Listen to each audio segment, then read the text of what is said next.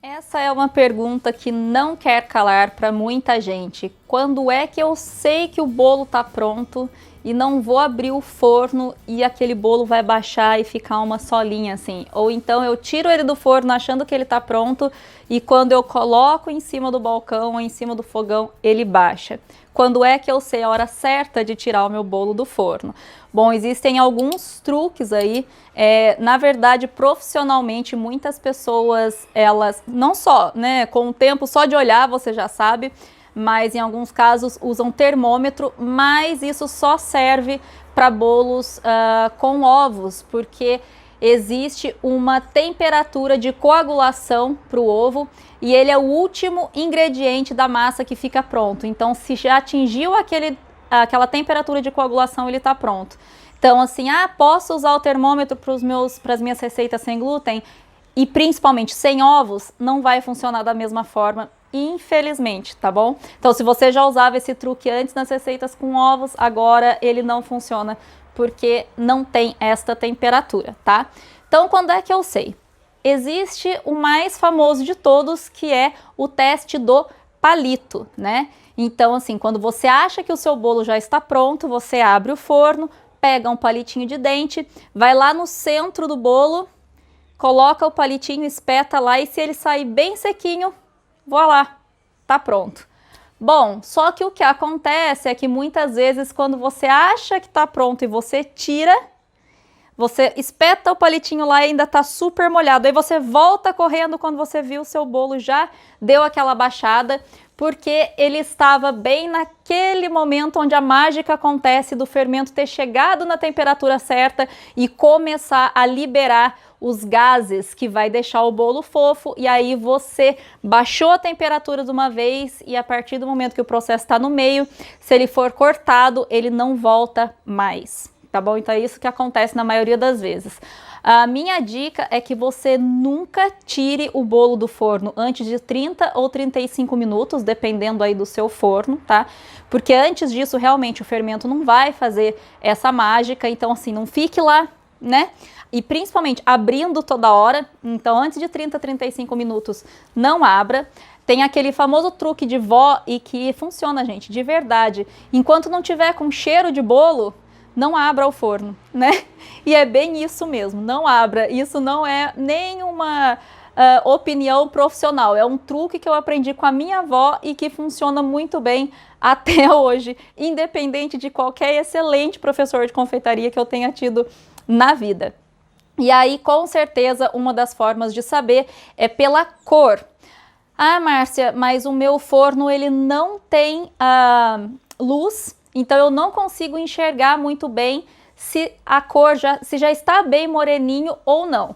E um outro problema nesse caso é que se você colocar o forno muito alto, numa temperatura, por exemplo, como eu disse, né, no outro vídeo, a temperatura não é muito bem regulada, então para mim lá tá mostrando que é 220, mas na verdade eu acho que é uns 240, ou então parece que é 180, mas eu acho que é uns 220. Nesse caso, o bolo ele vai ficar moreninho por fora, super rápido, mas não necessariamente ele está cozido por dentro. Então a gente tem que perceber algumas coisas na característica dele, não só a cor.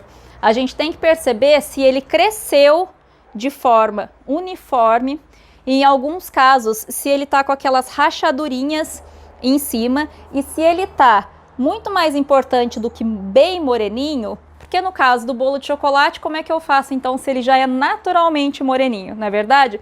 Você tem que ver se ele tá com uma aparência mais uniforme e que realmente ele cresceu de forma uniforme e, como eu disse, no mínimo 30 a 35 minutos. Não adianta com 20 minutos olhar, principalmente o bolo de chocolate, e falar assim, nossa, parece que cresceu, já tá com uma, sabe aquela famosa casquinha? Exatamente.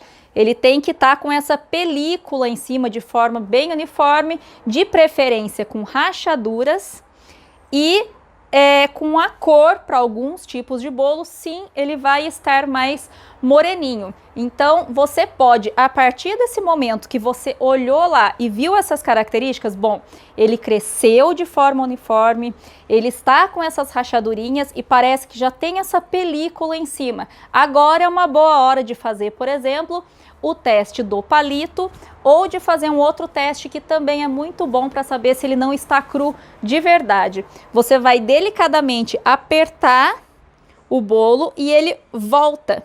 Ele afunda um pouquinho e ele volta.